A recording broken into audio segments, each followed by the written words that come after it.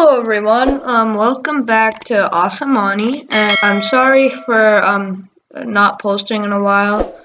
So today we're going to be using TensorFlow to solve the Iris dataset. The Iris dataset is a dataset with the flower iris, and there's three species within: Setosa, Virginica, and Versicolor. And I have this JSON file here, GitHub link in the description to both Iris JSON and Iris testing JSON.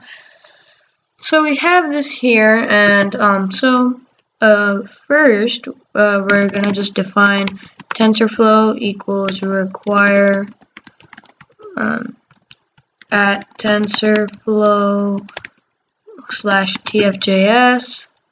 And then constant iris is going to be require iris dot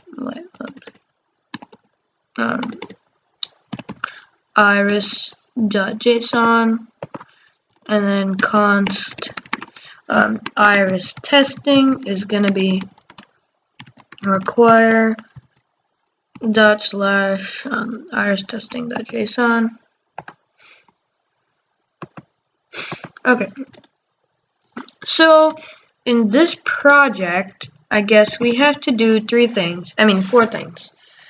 First, we have to load the data. Second, we have to build a model. Third, we have to train the model. And then we have to test the model. So let's do this. So first thing, we have to load the data. So what we're gonna do is we're gonna create three consts. We're gonna create training data, const output data, and const testing data. So first, let's do training data. So constant training data is iris.map, and what this does is what we're gonna do, map the array to look different. So we're gonna we don't want this to be an object, we want this to be an array. So iris.map, so tensor, so we tf.tensor 2D, and then we wrap this around this, and this is going to be item.sepal length, item.sepal width,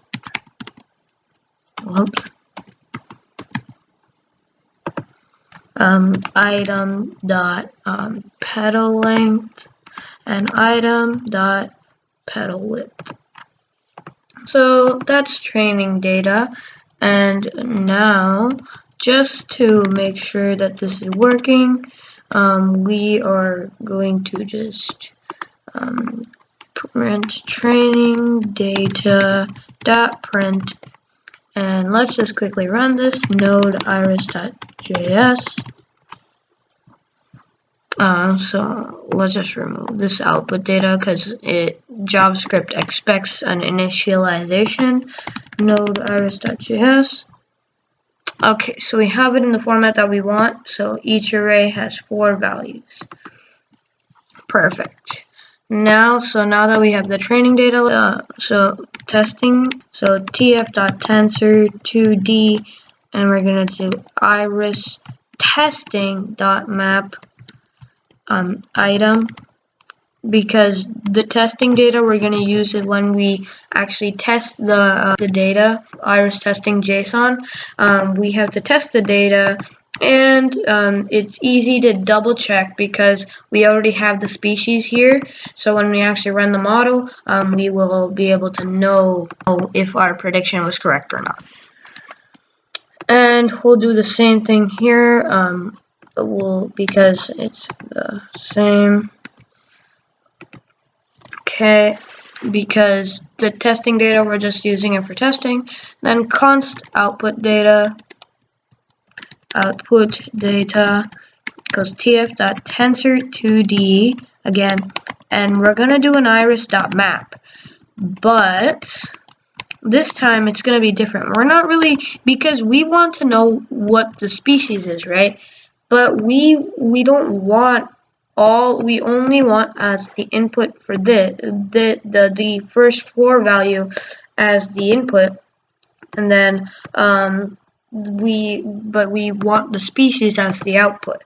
But there are 3 different species, so whatever we do, so what we want to do is, if it's like, let's say Setosa is the species, then in an array with 3 values, it would be 1 0 0, because Setosa is the one with 1 and the other 2 aren't Setosa. And so how would we do that? So we can say item.species, right? And if it equals Setosa, then we can, what we can do is we can either make it a 1 or a 0. And then item.species equals Virginica equals 1 or 0. So what this is doing is, this is just a fancier way of writing if an if statement. If item.species equals Setosa, then it would be a 1. If not, then it's a 0. But instead of writing 3 if statements, this is just a lot easier. So item.species equals versicolor, then 1 0. Okay, now that we've got our output data, now it's time to build the model. So const model equals tf.sequential, which creates a sequential model. And now we want to add some layers. Model.add. We want to add tf.layers.dense. We want 5 units. Units 5, and input shape of 4. Now we can just copy this. Copy. And we're gonna make this 3. We don't need really an input shape, but we can give it an activation. So the activation I'm going to give it is sigmoid, because sigmoid is actually really good for a lot of classification problems. Sigmoid is one of the one of the activation functions that are really useful for classification problems like these ones. This one. And so last one will just an activation sigmoid, and yeah. And one thing I'm gonna do so now we add model.compile, and what we do is we do optimizer. We're gonna use, let's just say sigmoid SGD. Wait, whoops! I made a mistake. I forgot to put. Okay, so optimizer, we're going to use tf.train. And there are a lot of functions that you can use. You can use add a delta, add a grad, add a max, momentum, RMS prop, and sigma SGD. I don't know if SGD stands for sigmoid or not, but we're going to use the atom. And what this does is, if you don't know what this is the learning rate to use for the atom gradient descent algorithm. So it constructs an atom optimizer that uses the atom algorithm. And so if you want, I'm gonna link this in the description. This algorithm, it's an algorithm that here that uses first order gradient based optimization, and it's straightforward to implement, and it's very efficient, and it doesn't have a lot of memory requirements, and it's well suited for problems that are large in terms of data or parameters. So for us, this is actually really useful because the amount of data we have is a lot of data. We have like 1,000 lines of code of data. So it's good to use the tf.train atom. So another one we have here, and we want a loss. So the loss is going to be mean squared error. And then we're going to just give it metrics of accuracy because I want it to be accurate. And now we are done with building the model. Now we train it. And one thing I'm going to do is I'm going to just create a variable const start time. And TensorFlow has this date. And you can say date.now. It's a command that you can use in TensorFlow. And what that does is it captures your current time. And what we are going to do later is when we're testing the model, we are actually going to subtract the current time minus the start time to see how much time it took, to see how optimized it is and how fast it can do it. So, and we're gonna just do model.fit, and we're just going to do our normal model.fit. So what we've defined tensors up here, the training data and the testing data. We've training data and output data. Testing data is for model.predict. So we can just plug those two in. Training data and then output data, and then we don't really need much here other than just epochs, and we're just going to keep that at 100. And whoops, parentheses, and yeah. So if you don't know what epochs is the epochs is the number of times that it goes over the training data arrays. So how many times it'll go over this so how many times will it go over all of these arrays? And if the more times it does, the more accurate it'll get, because it'll learn after using sigmoid. It'll slowly get better and better and better, because when it gets it wrong, it will know, it'll change something in the neural network to get better every time. So now we're done with training the model. And I forgot one thing. We forgot to add test the model. So now I want to test the model. And what I'm going to do here is we are going to add a .then function, which what we do is, so after it's spits the model.fit and it's done training the model 100 times, it will then do something. So I'm going to give it a variable of history, and what that will contain is it'll contain the accuracy and the loss. So now we'll just console, when we're running this function, we're just gonna first, just to make sure it's working, we're gonna console log done, and then we're gonna console.log date.now minus start time. So now let's run this. Just to have a fresh space, I'm just going to enlarge this. Node Iris.js. So let's see here. So throw new error. Tensor2D requires shapes to be provided when values are a flat typed array. So let's try doing this. Whoops. Let's go back. We're gonna reduce the terminal. So we see here that it's providing an error. So what happens if we just remove this? Oops.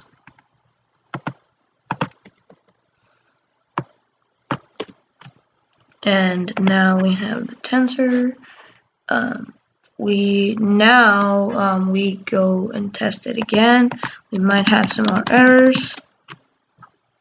Okay, so the error that we are receiving now is that we expected dense3 to have the shape of 3, but we got a shape of 147.1. So this is an error that we probably have with our data. So let's quickly enter comments and let's see what's going on. So let's print testing data.print. Now when we run it, we have 3 values, and so testing data seems to be fine, and we haven't really used testing data, so nothing should be wrong with it. Let's console.training data print.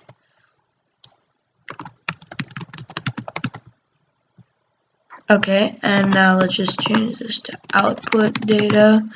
I think there might be a problem in this one. Oh, it's a simple mistake that I made.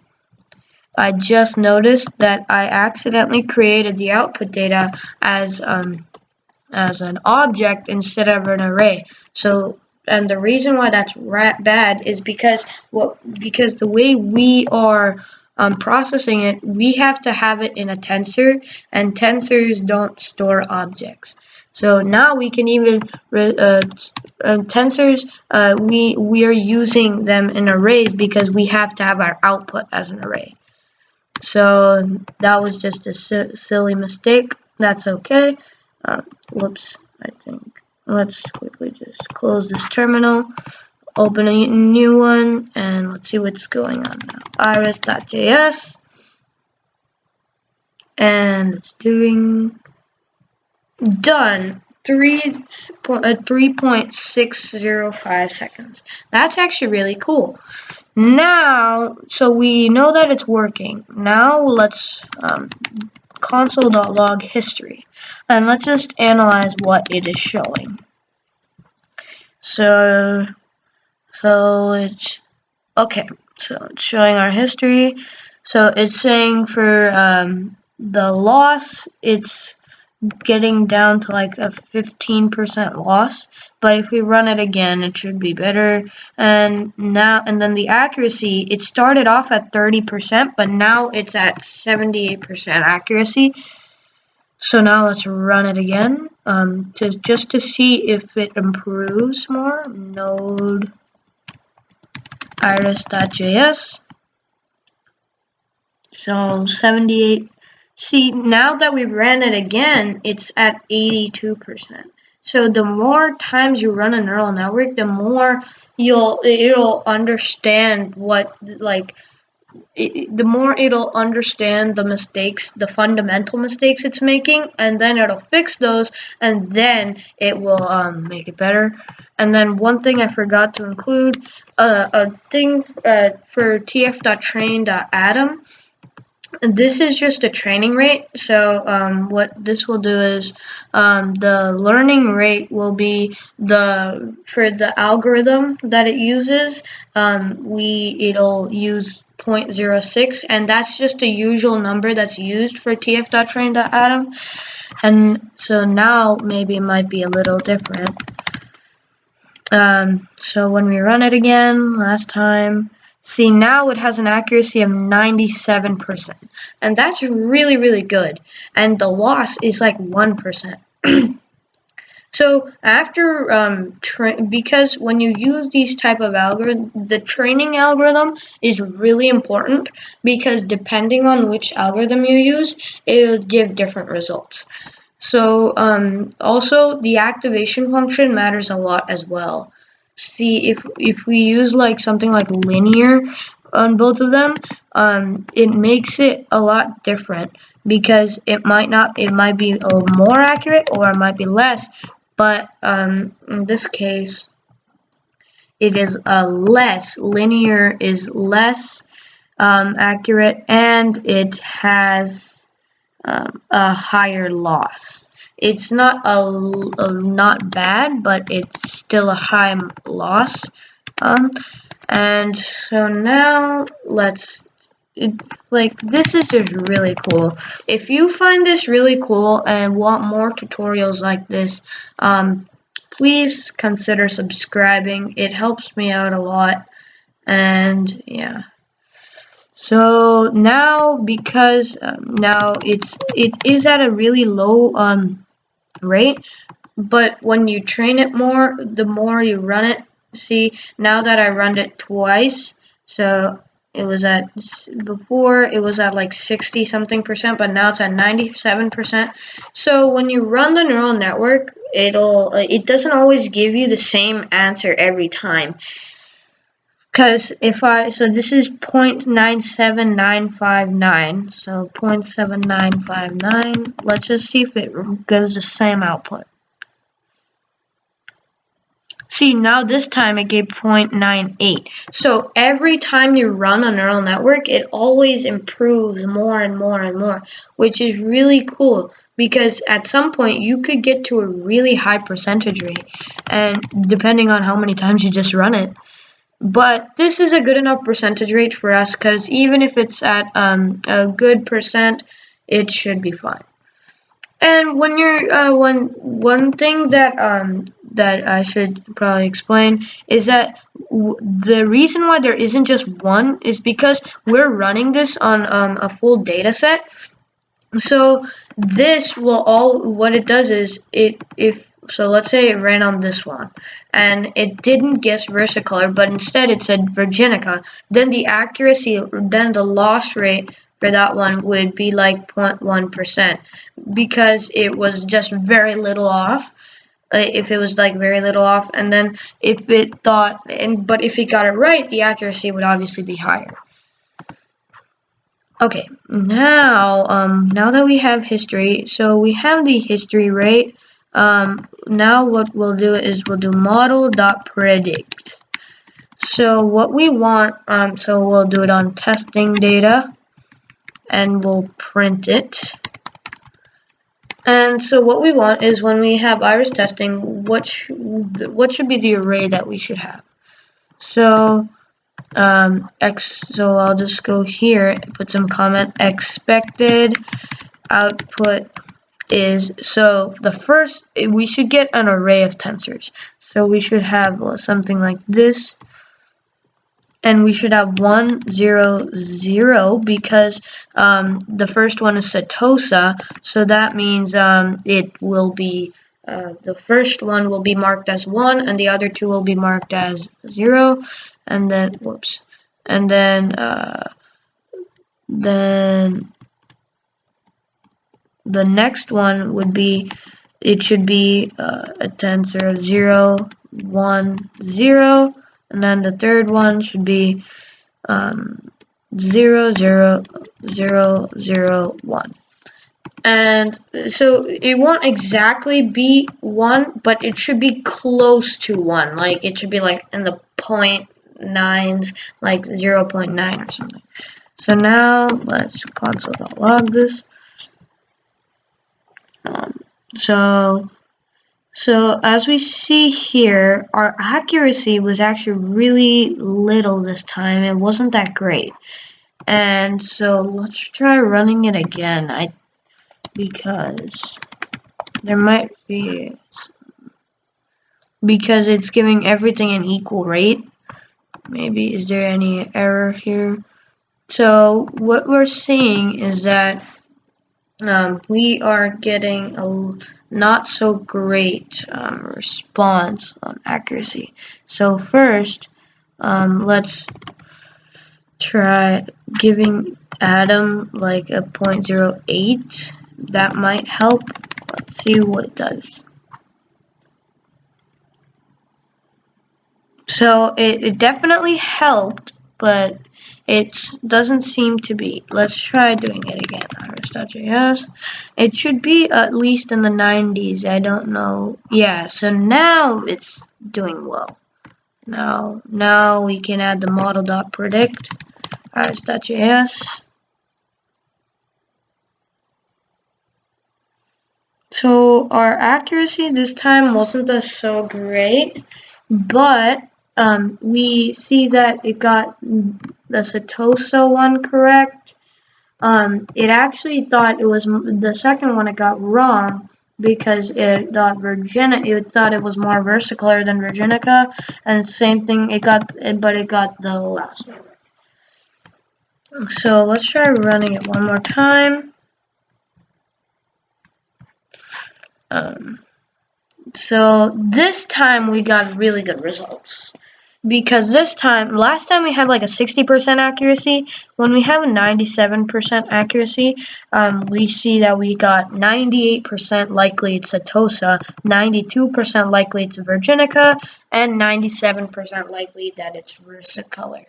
So yeah, so that's really, really cool. So it's working, and yeah.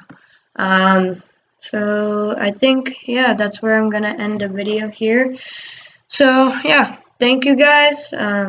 Please like and subscribe if you would like to see more content like this. It helps me out a lot, and please share the video with anyone else that you think would like this. And thank you, and have a great day.